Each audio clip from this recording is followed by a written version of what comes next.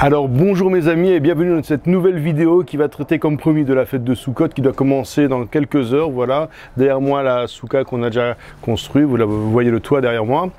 Et voilà, nous commençons tout de suite avec la halachot pour vous mesdames de l'allumage des bougies de Yom Tov. Alors il y a une mitzvah d'allumer les bougies de Yom Tov dans cette veille de fête de Soukhot et a priori si vous pouvez, si vous avez une souka, de l'allumer dans la souka. Sinon vous allumerez donc les bougies en dehors de la souka.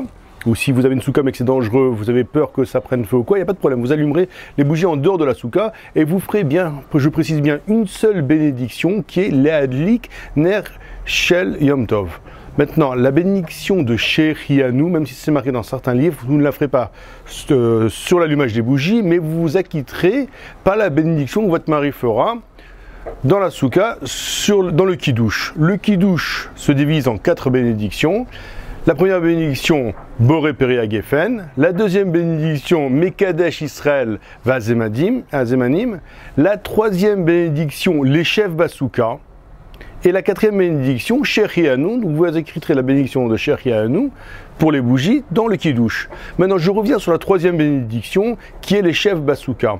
Alors, pour vous les femmes sfaradiotes, vous savez que vous êtes pas tenu de cette mitzvah de les chefs Basouka. Vous n'êtes pas tenu de manger ou de boire ou de dormir dans la souka. Donc vous êtes acquitté de cette bénédiction-là, vous ne pouvez pas la faire. Donc même quand votre mari va faire cette bénédiction-là, si vous répondez Amen à cette bénédiction, alors ça va être considéré comme une interruption dans la suite des bénédictions avant de boire le vin.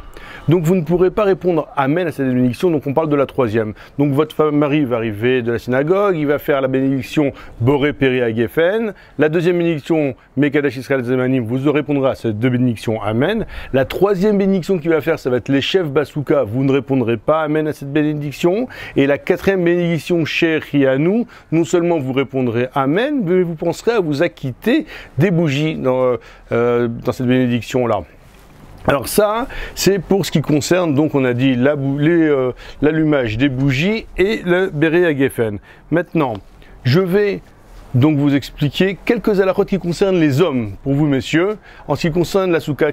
Quelques lois, il y a tellement de lois dans la fête de Soukhot, on ne pourrait ne pas en finir. Ma femme qui a voulu me faire plaisir m'a acheté plein de livres sur les lois de Soukhot.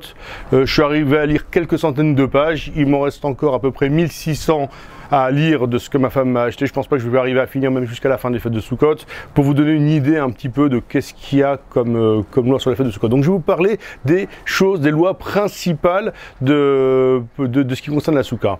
Pour vous messieurs, alors la mitzvah de souka, c'est de vivre dans la souka de la même manière qu'on vit dans sa maison.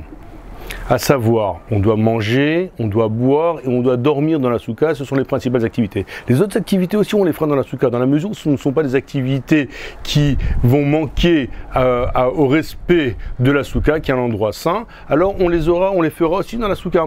Maintenant, tout ce qui manque de respect pour la souka, comme par exemple laver de la vaisselle dans la souka, parler de sujets qui ne sont inappropriés, ou bien jouer à des jeux de cartes ou des choses comme ça qui ne sont pas appropriés, ça on ne le fera pas dans la souka. Le reste de toutes nos activités, on vivra dans la souka complètement, on dormira dans la souka, on mangera dans la souka.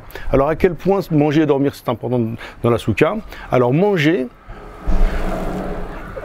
si on mange plus que 56 grammes de pain ou de gâteau, on sera obligé de les manger dans la souka. Ce sont les choses dont on a une obligation de manger dans la souka.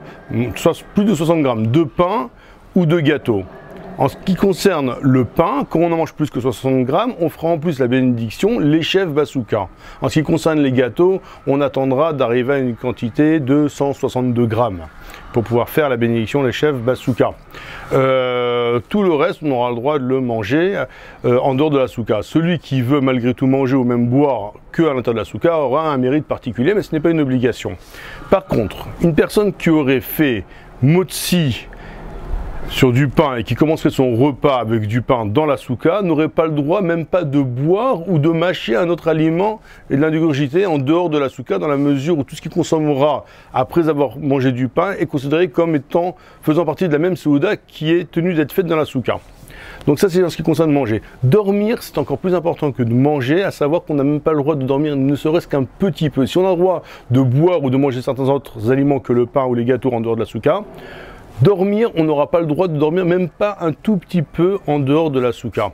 Donc ça c'est pour, en gros vraiment, toutes les lois qui concernent manger et dormir dans la souka. Maintenant, vous mesdames, vous n'êtes pas astreintes à la mitzvah de souka, c'est-à-dire que vous pouvez manger, boire et dormir en dehors de la souka. Maintenant, si vous êtes dans la souka et que vous participez avec votre mari à cette fête de Sukkot et à cette mitzvah de la souka, vous avez un mérite particulier, dans la mesure où une personne qui fait une mitzvah, qui n'est pas tenue de la faire, mais qui l'a fait malgré tout, a quand même un grand mérite. Et vous participez dans cette fête de souka. Mis à part ça, quoi qu'il en soit, vous avez une mitzvah de Yom Tov et de se réjouir pour les fêtes et pour les de Yom Tov. Donc, se réjouir, ça correspond aux prières, ça correspond aux repas, ça correspond à tout ce qui concerne les fêtes de Yom Tov, l'allumage des bougies, etc. Donc vous avez une mitzvah de se réjouir pour les fêtes de Yom Tov. Et donc de consommer comme vos maris de la nourriture. Sauf que pour votre mari c'est une mitzvah de les consommer dans la souka et de manger ce soir même, le premier soir de Sukkot et aussi pour demain, 60 grammes de pain, au minimum 28 grammes de pain, mais la mitzvah c'est d'en manger 60, bien comme il faut pour être acquis d'après toutes les décisionnaires, et donc de les manger dans la souka, c'est 60 grammes de pain, même si on peut les manger sans accompagnement, sans les tremper dans n'importe quel aliment ou sans n'importe quelle sauce, alors c'est encore mieux. Ça c'est ce qui concerne toute cette fête de Sukkot. Donc en gros voilà, c'est à peu près ça les idées de Sukkot. Maintenant il y a les lois de Yom Tov. N'oublions pas que c'est Yom Tov. Yom Tov, en vérité, pour comprendre les lois de Yom Tov, ce sont les mêmes lois que les lois de Shabbat. Tout ce qui est autorisé ou interdit à Shabbat le sera à Yom Tov. À Yom Tov, on aura des autorisations particulières qui concernent 3 sujets spécifiques, qui sont l'autorisation de préparer de la nourriture, à savoir de faire cuire de la nourriture et de la préparer comme il faut, de la couper, etc. Ce qu'on aura pas le droit à Shabbat. La deuxième autorisation, ça sera de transporter dans le domaine public. Vous savez que normalement, s'il n'y a pas une ville qui est entourée de murailles ou de ce qu'on appelle un hérouve, on n'aurait pas le droit de transporter dans le domaine public ou bien du domaine privé vers le domaine public ou l'inverse. À Yom Tov, on aura le droit de transporter. C'est la deuxième halakha. La troisième halakha, c'est l'utilisation du feu. À Yom Tov, on aura le droit d'utiliser le feu d'un feu existant déjà. C'est-à-dire que si j'ai maintenant, avant Yom Tov, allumé une bougie, j'aurai le droit d'utiliser ce feu pour allumer un autre feu. Ou par exemple d'allumer une allumette, même à partir du bout rouge de l'allumette, j'aurai le droit de mettre le bout rouge de l'allumette sur une flamme pour l'allumer et utiliser cette flamme pour allumer une cigarette, ce qui sera autorisé pour les personnes qui fument, spécialement à Yom Tov. Pour les personnes qui n'ont pas l'habitude de fumer, elles n'auront pas le droit de fumer à Yom Tov. Pour les personnes qui fument, auront le droit d'allumer leur cigarette. Si elles peuvent arrêter, comme moi je l'ai fait, ce serait une bonne chose. Et d'allumer par exemple un gaz.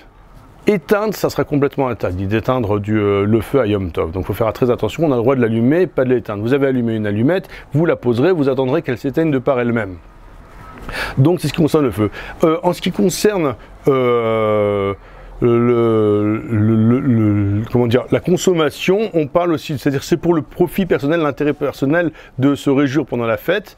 On aura le droit aussi, par exemple, de se laver à l'eau chaude pendant Yom Tov, ce qui serait peut-être interdit le Shabbat, de se laver tout le corps à l'eau chaude.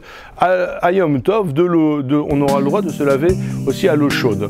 Donc on a fait en gros, très rapidement, très succinctement, le tour des lois qui concernent Yom Tov. On a parlé un petit peu de Sukkot, on n'a bien sûr pas parlé ni du Lulav, ni du Etrog, ni de tous ces mitzvot-là, ni ne parler des mitzvot des Nahanuim. J'ai plus parlé pour vous, mesdames, de toutes ces lois qui concernent la fête de Sukkot plus que pour les hommes.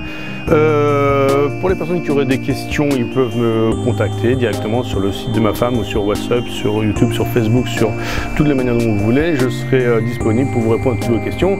En attendant, peut-être qu'on se retrouvera pour la suite de ces halachot-là pour le reste des fêtes de Yom Tov et de Sukkot et pour Rosh Hashanah et Simchat Torah. En attendant, je vous souhaite de super et excellentes fêtes. J'espère qu'elles seront remplies de joie, de Simcha, de Hitlavut, en espérant, si vous n'êtes pas encore en Israël, de venir nous rejoindre rapidement pour vraiment vivre intensément toutes ces fêtes-là, comme tous les jours. Si vous pouvez voir ici, tous mes voisins qui ont déjà construit leur Sukkot, un peu en face, en bas, de tous les côtés.